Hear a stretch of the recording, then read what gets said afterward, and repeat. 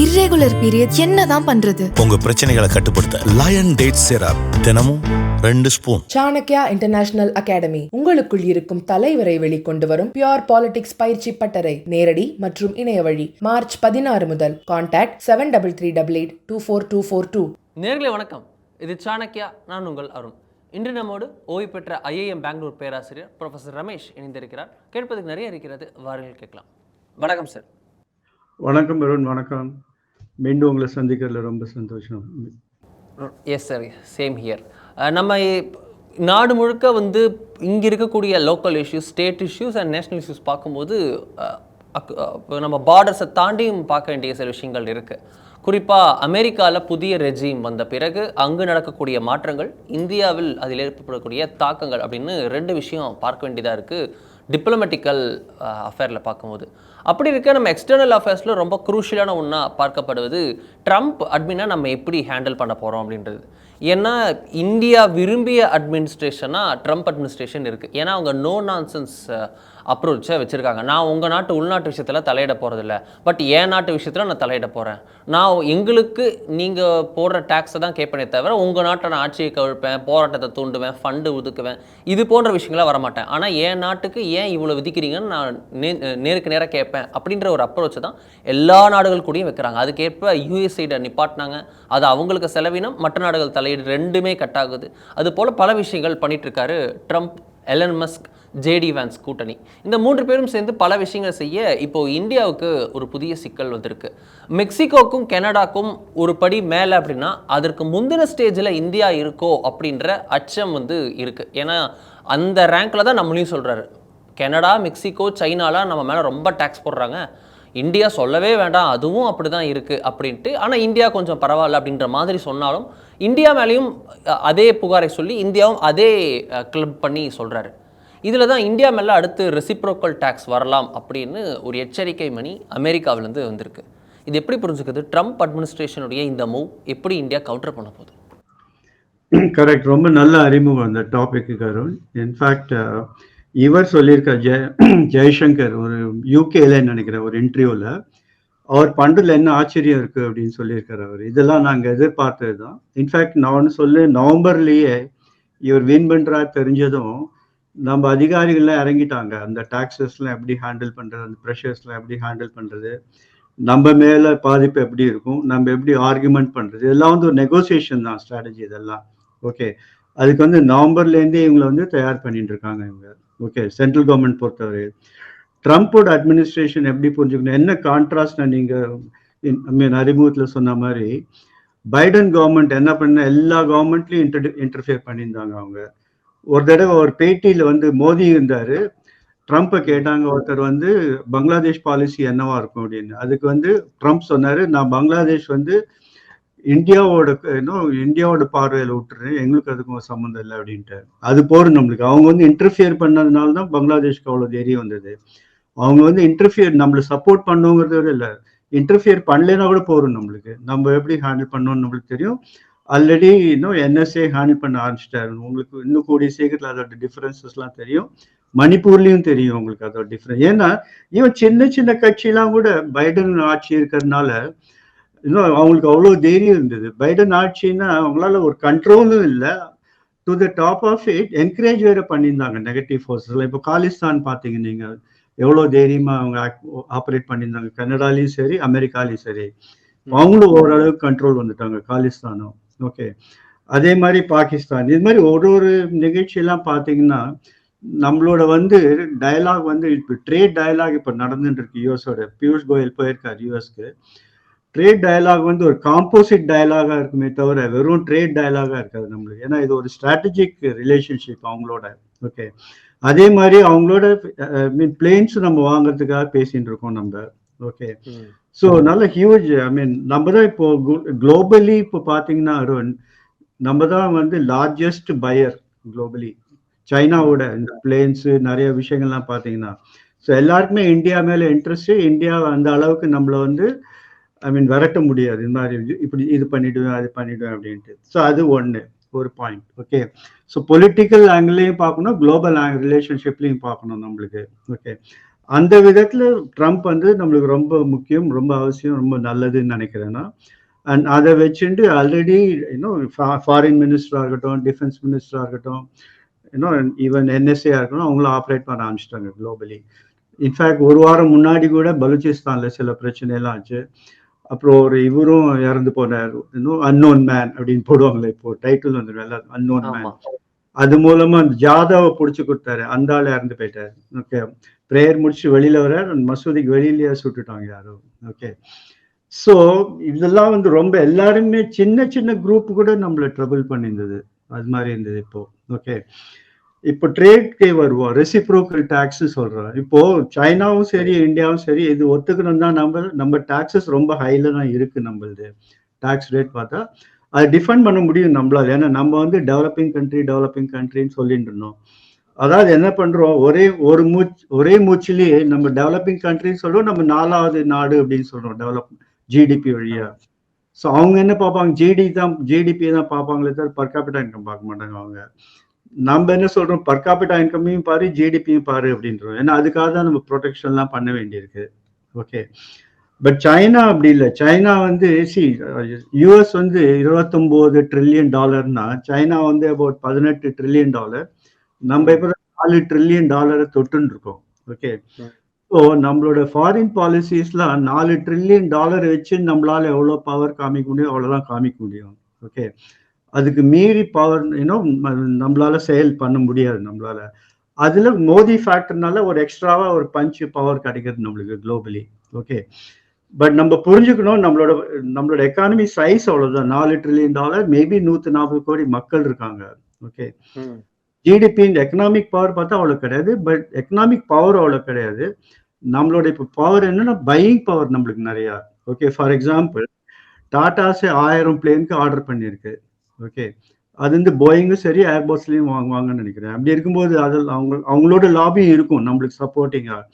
So இதெல்லாமும் சேர்த்து அவங்க மொபிலைஸ் பண்ணிட்டு இருக்காங்க இப்போ நம்ம கவர்மெண்ட். ஓகே, இப்போ டாக்ஸஸ்ன்னு எடுத்துக்கோங்க.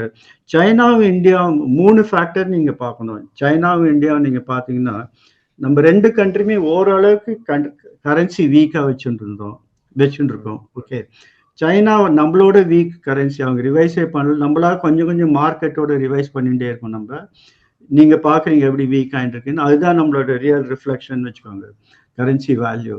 பட் சைனால வந்து அந்த மார்க்கெட் இன்னும் லிபர்ட்டி கிடையாது. அவங்க வந்து ஆல்மோஸ்ட் தே மேனிப்புலேட் த கரன்சி. அவங்க அதனாலேயும் ஒரு டிஸ்அட்வான்டேஜ், அதனாலேயே உங்களுக்கு ஒரு 5% டிஸ்அட்வான்டேஜ் வச்சுக்கோங்க நீங்க ட்ரேடிங்ல. ஓகே, அதை தவிர டாக்ஸஸ் வேற நம்ம லெவி பண்றோம், சைனாவும் லெவி பண்றது. ஓகே, ஸோ அதனால என்ன ஆகுது, நம்ம போடுற டாக்ஸ்ல 30%லேருந்து 45% அது மாதிரி இருக்கும்.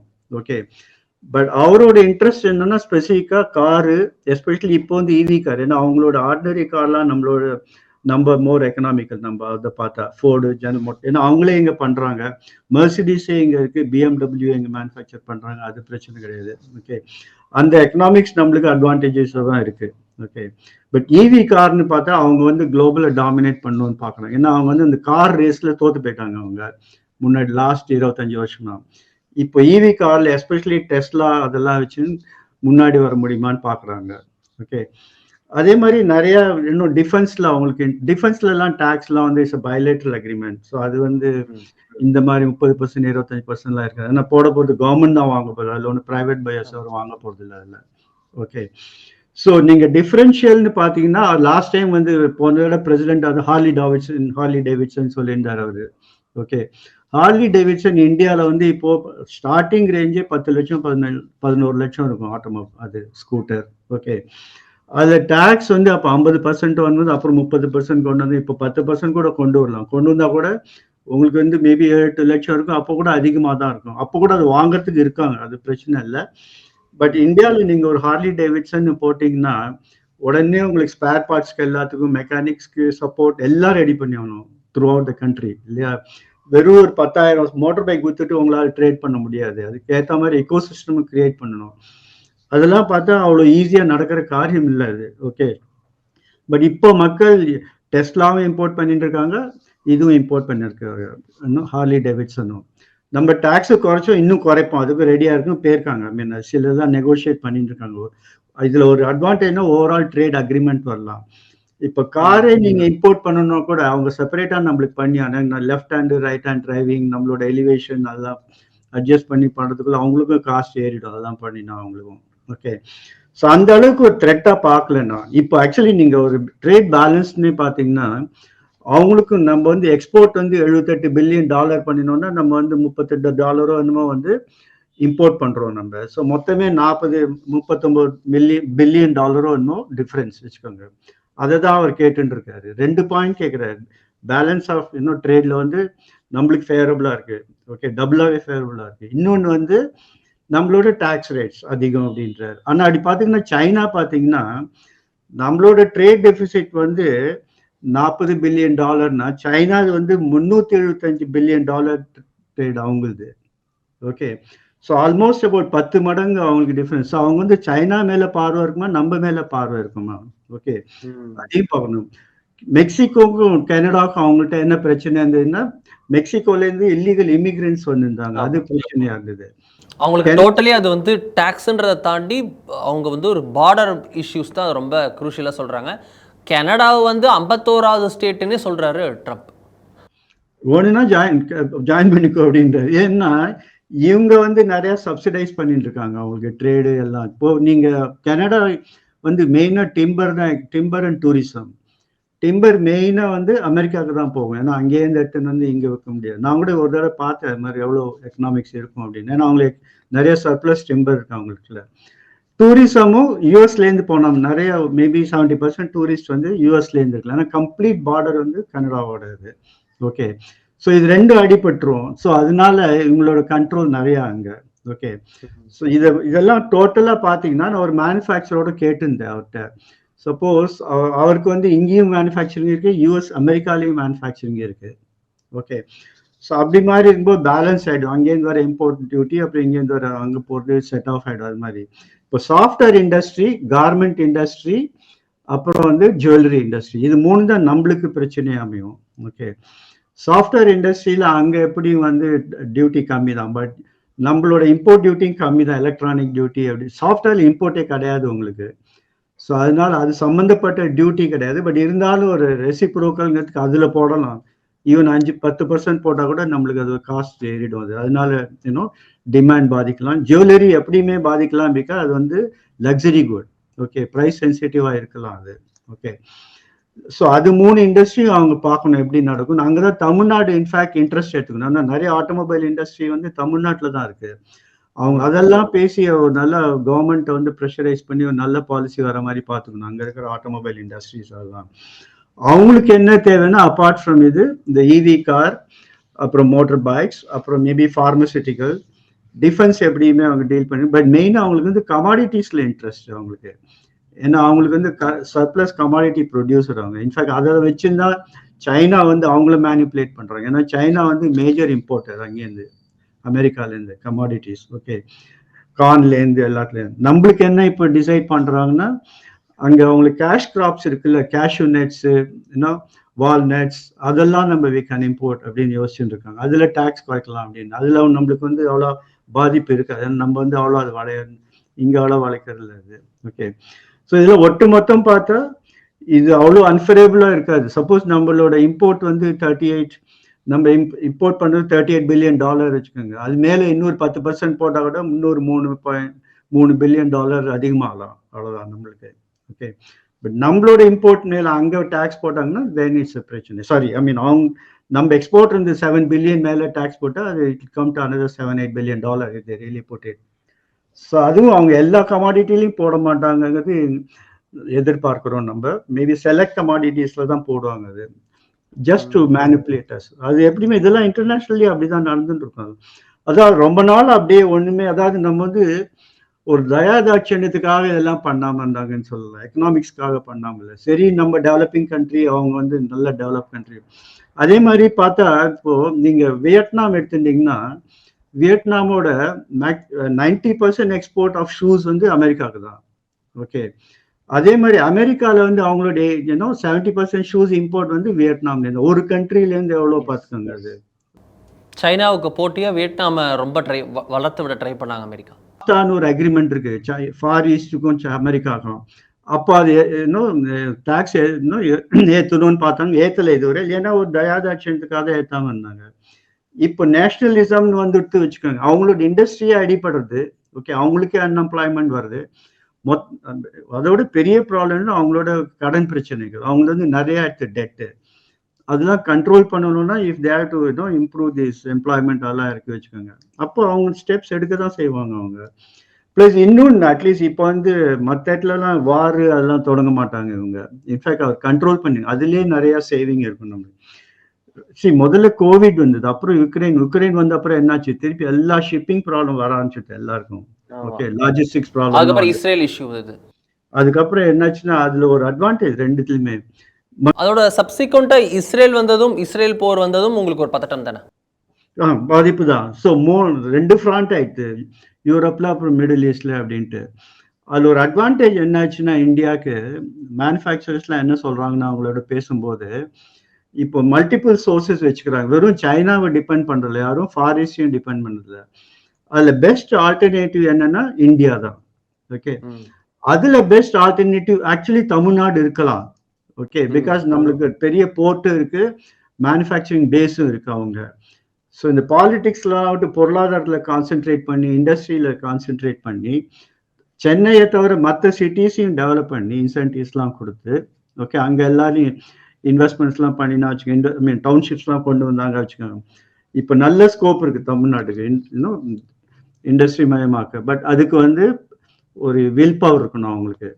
அது ஆன்டி இண்டஸ்ட்ரியா இருந்தா ஒன்றும் பண்ண முடியாது. ஏன்னா இப்போ சாம்சங்ல ஏதோ ஸ்ட்ரைக்குன்னு கேள்விப்பட்டேன்னா, ஓகே, அது மாதிரிலாம் இருந்தால் அவங்க அங்கே வரவங்க பார்ப்பாங்க நம்மளோட இண்டஸ்ட்ரி ரிலேஷன்ஸ் எப்படி இருக்கு, லேபர் லாஸ் எப்படி இருக்கு, கவர்மெண்ட் சப்போர்ட் எப்படி இருக்குன்னு நம்ம பார்ப்பாங்க.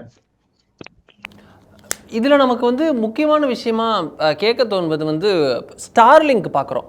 டெஸ்லாவை சொன்னீங்க, அதே எலன் மஸ்குடைய ஸ்டார்லிங்க்கும் இந்தியன் டெலிகாம் இண்டஸ்ட்ரிக்குள்ளே என்ட்ரு ஆகுது. எப்படி என்ட்ரு ஆகுது அப்படின்னா, ஒட்டுமொத்த ஜியோ, ஏர்டெல், வி எல்லாரும் சேர்ந்து எதிர்க்கக்கூடிய இடத்துல ஸ்டார்லிங்க் வருது. ஸ்டார்லிங்க் வரக்கூடாது, அவங்க வந்து ஸ்பெக்ட்ரம் ஏலத்துக்கே வரக்கூடாது, அவங்க வந்து ஆக்ஷனுக்கே இருக்கக்கூடாது அப்படின்ட்டு ஏகப்பட்ட ரூல்ஸ் அண்ட் ரெகுலேஷன்ஸ் போக government of India sided with Starlink இந்த இஷ்யூவில். ஜோதிராஜ் சிந்தியா கிளியராக சொன்னார், இட்ஸ் ஓப்பன் ஃபார் ஆல், யார் வேணால் வரலாம் அப்படின்னு சொல்கிறார். சைடட் வித் அப்படின்றத ஸ்டார்லிங்க்கு எதிர்க்கல, இந்தியன் கம்பெனிஸ் கேட்டும் கூட எதிர்க்கல, அவங்கள அனுமதிக்க மறுக்கல, அவங்களையும் அலோவ் பண்ணிட்டாங்க. இது நமக்கு வந்து ஒரு கட்டாயம் ஏற்படுதோ, நம்ம இன்டர்னல் இஷ்யூக்காக நம்ம அந்த இஷ்யூ வந்துடக்கூடாது, அவன் நம்ம நாட்டில் எதுவும் உள்நாட்டு பிரச்சனையை குழப்பத்தை ஏற்படுத்தக்கூடாது, அதனால் ட்ரம்ப் இருக்கிறது பரவாயில்ல தான் அப்படின்னு ஒரு விஷயத்துக்காக இது ஒரு கசப்பு மருந்தாக எடுத்துக்க வேண்டியதாகவே இருக்கும். இது வந்து அப்படி எடுத்துக்கலாம். பட் நான் எப்படி பார்க்குறேன்னா, இதெல்லாம் வந்து நம்மளுக்கு டெலிகாம் பாலிசின்னு ஒன்று இருக்கு. அதுல வந்து டெண்டர் மூலமா யார் வேணாலும் வரலாம், யார் வேணாலும் செட்டப் பண்ணலான் இருக்கு. இன்னொரு ஏரியால சொல்றேன் உங்களுக்கு. இதே டெலிகாம்ல நிறைய மேனுஃபேக்சரிங் எக்யூப்மெண்ட்ஸ்லாம் வந்து சைனால இருந்து தான் வருது. ஓகே, அதுவும் டிபெண்டன்சி தான். சைனா இப்போ maybe towers, servers and all that. Okay, so அப்படி இருக்கும்போது இங்க என்ன, இவர் சர்வீஸ் ப்ரொவைடர் ஆகிறாரு, அவங்க வந்து மேனுஃபேக்சரர்ஸா வராங்க அவங்க. ஓகே, ஸோ நம்மளும் மற்ற கண்ட்ரியில சர்வீஸ் ப்ரொவைடரா இருக்கும். ஓகே, இப்போ பாரதி, டெலி அதெல்லாம் பார்த்தீங்கன்னா, ஓகே, ஸோ அதெல்லாம் நம்ம கம்பீட் பண்ணி தான் ஆகணும். இதுல ஒரு விஷயம் சொல்றேன் நான் உங்களுக்கு. ஓகே, இப்போ வந்து ஆட்டோமொபைலே எடுத்துக்கோங்க, வந்து சைனால மேனுஃபேக்சர் பண்றாங்க, இல்ல ஏதாவது லெட்ஸ் சே ஃபார்மசூட்டிக்கல் சைனால மேனுஃபேக்சர் பண்ணி இங்க விற்கிறாங்க. நம்ம இங்க பண்றோம், நம்ம இங்க பண்ணி இங்க விற்கிறோம். அப்போ கூட சைனாலேருந்து வருது சீப்பா இருக்குன்னா நம்மளோட ப்ரொடக்டிவிட்டி எல்லாம் பத்தி நம்ம சிந்திக்க வேண்டாமா? நம்மளோட காஸ்ட் அதெல்லாம் பத்தி. இங்க ஒரு இன்எஃபிஷியன்சி இருக்கிறதுனால தானே நம்மளால காம்படிட்டிவா இல்லை குளோபலி. அதே மாதிரி அமெரிக்காலேருந்து ஒருத்தர் வந்து மேனுஃபேக்சர் பண்ணி அவ்வளவு தூரம் லாஜிஸ்டிக் காஸ்ட், காரை நீங்க எடுத்துட்டீங்கன்னா இப்போ காரோட வேலை $40,000, லாஜிஸ்டிக் காஸ்டே உங்களுக்கு $4,000 இருக்கும், 10%.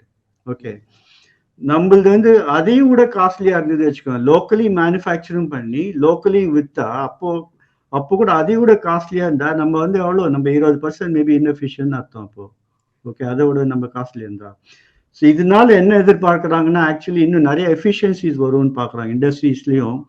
இண்டஸ்ட்ரீஸ் ஒன்றும் மட்டும் இல்லை, ஈவன் லாஜிஸ்டிக்ஸ், இன்னும் எக்ஸ்போர்ட்ஸ், இம்போர்ட்ஸ் எல்லாத்துலேயுமே இன்னும் எஃபிஷியன்சிஸ் வரும். அப்படி பார்த்தீங்கன்னா நீங்கள் அதே மாதிரி இப்போ டெலிகாம் நீங்கள் பார்த்தீங்கன்னா ஜியோ வந்த அப்புறம் அவர் பண்ணி காமிச்சாரு. பாக்கி டெலிகாம் சர்வீஸ்க்கு இன்னும் டிராஸ்டிக்காக விலையெல்லாம் குறைஞ்சது ஆக்சுவலி.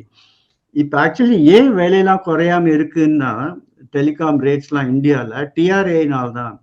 டிஆர்ஏக்கு என்ன பயம்னா இந்த விலையெல்லாம் குறைச்சி ஆக்சுவலி கம்மியாக தான் இருக்கணும் விலையெல்லாம் பார்த்தீங்கன்னா. அவங்களோட ப்ராஃபிட்டபிலிட்டி வந்து அதிகம் இந்தியாவில். ஏன் குறைக்காம இருக்காங்கன்னா குறைச்சிட்டாங்கன்னா நிறைய பிளேயர்ஸ் வந்து இன்னும் லாஸ் ஆகி மறைஞ்சு போயிடுவாங்க. இன்க்ளூடிங் பிஎஸ்என்எல் கூட லாஸ் சஃபர் ஆகும் அப்படி வந்ததுன்னா. ஓகே, அதெல்லாம் காப்பாத்துறதுக்காக தான் நம்ம இந்த ரேட்ல வச்சிருக்கோம் நம்ம. ஓகே, ஸோ சம்டைம் டெலிகாம் ரெகுலேஷனால என்னாச்சு, விலை கீழே வராமையும் பார்த்துப்பாங்க. மேலே ஏறாம பார்த்துக்கிறது ஒன்று, கீழே இறங்காம பார்த்துக்கிறது ஒன்று காம்படிஷன். ஏன்னா காம்படிஷன் என்ன அப்புறம் பிளேயர்ஸ் எல்லாம் போயிடுவாங்க உங்களுக்கு.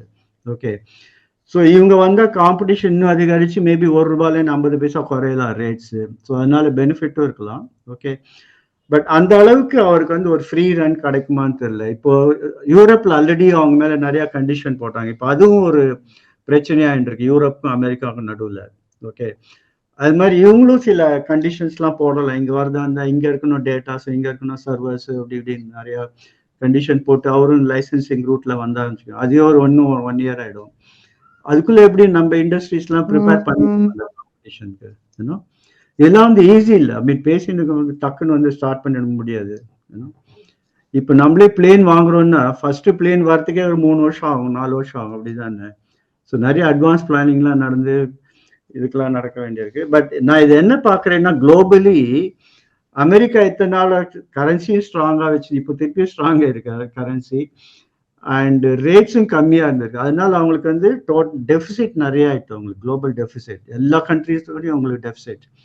இன்னொன்று என்ன சொல்ற, எல்லா கண்ட்ரீஸோடையும் ரேட்ஸ் பார்த்தா அதான் சொல்றாரு நம்ம இன்னும் டாரிஃப் கிங் அப்படின்றாரு இந்தியாவை. இந்தியாவில் எந்த ப்ராடக்ட்டுமே நம்மளால விற்க முடியாது அப்படிங்கிறாரு அவங்களோட டேக்ஸ் வச்சுருந்தா. ஓகே, ஸோ அது மாதிரி நீங்கள் ஒரு ரெஜிம் வச்சுருந்தீங்க வச்சுக்கோங்க, எல்லாருமே நம்மளுக்கு கேள்வி கேட்பாங்க நம்மள, அண்ட் அவங்களும் ரியாக்ஷன் இருக்கும். இது வந்து ஒரு பழிக்கு பழியாக நான் பார்க்கல, ஒரு அட்ஜஸ்ட்மெண்ட்ஸாக பார்க்குறேன் நான் அவங்கள பொறுத்தவரை. இன்னும் அவங்க அவர் பேசுகிற ஸ்டைல் அப்படி இருக்கு, இன்னும் ஷாக் அண்ட் ஹிட் அப்படிம்பாங்க அது மாதிரி. ஓகே, பட் அந்த அளவுக்கு அதனால தான். பட் ஐம் டு பேக் சேனல்ஸ்ல கரெக்டாக தான் போயிட்டு இருக்கும்னு நினைக்கிறேன் டிஸ்கஷன்ஸ்லாம். இது மாதிரி இருக்க பேக் சேனல்ஸ்ல தான் இன்னும் இவங்க அவங்களுக்கு புரிய வைப்பாங்க, இது இப்படிதான் இருக்கு, இதனால தான் நாங்கள் போட்டிருக்கோம், அதெல்லாம் எந்த அளவுக்கு பண்ண முடியும், எந்த அளவுக்கு நெகோஷியேட் பண்ண முடியும் அதெல்லாம். பட் ஒன்லி திங் ஒரு கவர்மெண்ட் இருக்கு நம்மளுக்கு. சரி, இன்னொன்னு பார்க்கணும், இன்னும் நம்ம என்னன்னா நம்மளுக்கு ஒரு பாதிப்பு இருக்கும், பட் நம்மளோட சைனாக்கு அதிகம் பாதிப்பு இருக்குன்னு வச்சுக்கோங்க, அது கூட நம்மளுக்கு அட்வான்டேஜஸ் தான். ஓகே, நம்மளோட பங்களாதேஷ்க்கு டெக்ஸ்டைல் பாதிப்பு அதிகம்னு வச்சுக்கோங்க, நம்மளுக்கு அது அட்வான்டேஜ்னா நம்ம டெக்ஸ்டைல் க்ரோத் நிறைய ஆகும் அப்போ. ஓகே, ஸோ நம்ம என்ன பார்க்கணும், ரிலேட்டிவ்லி காஸ்ட் ஆஃப் ப்ரொடக்ஷன் எவ்வளோன்னு பார்த்துக்கோங்க நீங்கள். ஓகே, அதை நம்ம கண்ட்ரோல் பண்ணினோம்னா, சப்போர்ட்லாம் கொடுத்தோம்னா, இதே வச்சுட்டு நம்ம இன்னும் கொஞ்சம் நல்லாவே ஃபாஸ்டாகவே க்ரோ பண்ணலாம். அதுவும் சில இன்னும் இன்டர்நேஷ்னல் ட்ரேட் ஸ்பெஷலிஸ்ட்லாம் சொன்னாங்க அப்படின்னு. ஓகே, ஸோ இது ஒரு 2-3 வருஷம் ஆகும் இதோட எஃபெக்ட் எப்படி தெரியும். பட் நியூ லெவலில் ஒரு மாதிரி செட்டில் ஆகும் எல்லாம் இன்டர்நேஷ்னல் ட்ரேட் அவங்க பண்ணுற அளவுக்கு இன்னும் மும்முரத்தோடு அவங்க பண்ணினாங்கன்னா. பட் அவங்களும் எல்லா கண்ட்ரீஸோடையும் எக்கனாமிக் டீல்ஸும் போட்டுட்டு இருக்காங்க, பொலிட்டிக்கல் டீல்ஸும் போட்டுட்டு இருக்காங்க. இப்போ யூரோப்போட டிஸ்கஸ் பண்ணும்போது யுக்ரைனும் சேர்த்து டிஸ்கஸ் பண்ணுவாங்க, சவுதி அரேபியாவோட டிஸ்கஸ் பண்ணும்போது காசா ஸ்ட்ரிப்பையும் சேர்த்து டிஸ்கஸ் பண்ணுவாங்க. ஓகே, நம்மளோட டிஸ்கஸ் பண்ணும்போது பாகிஸ்தானையும் சேர்த்து டிஸ்கஸ் பண்ணுவாங்க. ஒன்லி திங் நம்மளுக்கு பாகிஸ்தான்ல இப்போ கொஞ்சம் கூட அறவே இன்ட்ரெஸ்ட் இல்லை நம்மளுக்கு இப்போ. ஓகே, நம்ம இன்ட்ரெஸ்ட்லாம் இப்போ பலுச்சிஸ்தான், பங்களாதேஷ், சைனா அப்படின்னு. பாகிஸ்தான் நம்மளுக்கு ஒரு பொருட்டே இல்லை நம்மளுக்கு இப்போ. நீங்க என்ன கேட்டீங்கன்னா மேபி பிஓகே வேணா நம்மளுக்கு ஒரு இன்ட்ரெஸ்ட் சொல்லலாம் அங்க, அது வேணா கண்டிப்பா இன்ட்ரெஸ்ட் இருக்கு. ஸோ என்ன சொல்லுன்னா நம்மளது வந்து ஒரு காம்போசிட் டயலாகா இருக்கும். And at the end of it maybe 3-5 years நம்மளுக்கு ஒரு அட்வான்டேஜஸ் அமையலாம். குளோபல் இம்பாக்ட்லாம் பார்த்தீங்கன்னா ஈவன் பிரேசில்லாம் கூட காஸ்ட் ஏறலாம். பிரிக் கண்ட்ரீஸ்குள்ள ஒரு ட்ரேடிங் அக்ரிமெண்ட்ஸ் வரலாம், இதனால கவுண்டர் அக்ரிமெண்ட்ஸ்லாம் வரலாம் இவங்களுக்குள்ள. ஸோ ஒட்டு மொத்தமாக பார்க்கும்போது அமெரிக்காவுக்கும் பாதிப்பு வரலாம். எல்லா டேக்ஸும் டியூட்டி ஏற்றினாங்க வச்சுக்கோங்க, அவங்களுக்கே கூட பாதிப்பு ஏன் வரலான்னு அவங்களோட இம்போர்ட்ஸ்லாம் நிறைய அதிகரிச்சிடும், இம்போர்ட் ப்ரைஸ். அப்போ வந்து அவங்களோட இன்ஃப்ளேஷனே அதிகமாகும், அப்படியும் சில எக்கானமி சொல்றாங்க யூஎஸ்ல. ஓகே, ரிசெஷன் வரதுக்கே வாய்ப்பு இருக்குன்றாங்க, கவுண்டர் ப்ரொடக்டிவா அவங்களுக்கு இருக்குன்றாங்க. அவங்களுக்கே கவுண்டர் ப்ரொடக்டிவா இருக்கும் இன்ஃப்ளேஷன்லாம் வந்து. அனதர் ப்ராப்ளம் இப்போ என்னன்னா அமெரிக்காவுக்கு இமிகிரன்ஸ் லேபரர்ஸ்லாம் அனுப்பிச்சதுன்னா லேபர் காஸ்ட் அங்கே ஏறின்னு இருக்காங்க, லேபரர்ஸ் கிடைக்க மாட்டாங்க அவங்களுக்கு. ஓகே, இவங்கனால தான் அவங்களால ஒரு சீப் லேபர் மெயின்டைன் பண்ண முடிஞ்சு. அதாவது ஒரு ஸ்டோரை மெயின்டைன் பண்ணுறதுக்கோ இல்லை ஒரு மெய்ட் சர்வெண்ட் வேணுமோ இல்லை கன்ஸ்ட்ரக்ஷனுக்கு ஆள் வேணுமோ எல்லாருமே இந்த சவுத் அமெரிக்காவிலேருந்து தான் வந்திருந்தாங்க. இவங்க இப்போ எல்லாம் நிறைய பேர் இல்லீகல் இமிகிரன்ஸ் அனுப்பிச்சதுனால அவங்களுக்கு வந்து காஸ்ட் ஆஃப் வேஜஸ் போகலாம், இப்போ அதிகரிக்கலாம் அவங்களுக்கு. அதெல்லாம் பார்த்தா அவங்களுக்கு எப்படியுமே மேனுஃபேக்சரிங்கில் அவங்களுக்கு ஒரு காம்படிட்டிவ் அட்வான்டேஜ் கிடையாது. அவங்களுக்கு எங்கே ஒரு காம்படிட்டிவ் அட்வான்டேஜ்னா ஹையர் அண்ட் ப்ராடக்ட்ஸ் சொல்லுவோம்ல, இப்போ சர்வர்லேயே ஹையர் அண்ட் சர்வர்ஸ் வச்சுக்கோங்க. டெஸ்க்டாப்லலாம் அவங்க இன்னும் அதெல்லாம் அவங்க வந்து யோசிக்க மாட்டாங்க. லேப்டாப்லாம் ஹையர் அண்ட் சர்வர்ஸ் அதில் அவங்களுக்கு அட்வான்டேஜ் இருக்குது. சாஃப்ட்வேரில் அவங்களுக்கு அட்வான்டேஜ் இருக்குது.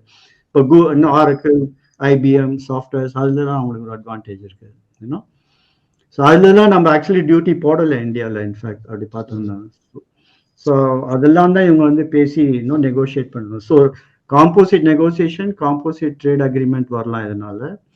அண்ட் நம்மளுக்கு ஒரு காம்போசிட் பெனிஃபிட் இருக்கலாம். நெட் எல்லாரோட இம்பேக்டையும் பார்த்தா நம்மளுக்கு ஒரு பாசிட்டிவ் இம்பேக்டும் வரலாம். பட் நம்மளுக்கு விட்டு கொடுக்க வேண்டியிருக்கும், நிறைய விட்டு கொடுக்க வேண்டியிருக்கும் நம்மளுக்கு. இன்னும் அதாவது ரொம்ப ட்ரம்ப் நண்பருங்கிறது இன்னொரு விஷயம். நம்ம விட்டு கொடுப்போமான்னு நம்ம பேசும்போது மார்க்கெட் ப்ரைஸ் என்னவோ அதுதான் ப்ரைஸ் எப்பவுமே. இன்னும் நம்மளுக்காக கோல்டு கொஞ்சம் சீப்பாக தர மாட்டாங்க, ஆயில் யார் சீப்பாக தர மாட்டாங்க. ரஷ்யா தந்தது நம்மளுக்கு ஆக்சுவலி. ஓகே, அது நல்ல நம்மளை காப்பாற்றி தருது இன்னும் யுக்ரைன் வரும்போது. ரொம்ப நன்றி சார். ரொம்ப டீட்டெயில்டான இஷ்யூ, ரொம்ப கிளியராக நமக்காக வந்து பெரிய இஷ்யூவை கிளியராக டீட்டெயிலாக எக்ஸ்பிளைன் பண்ணதுக்காக மிக்க நன்றி. நன்றி.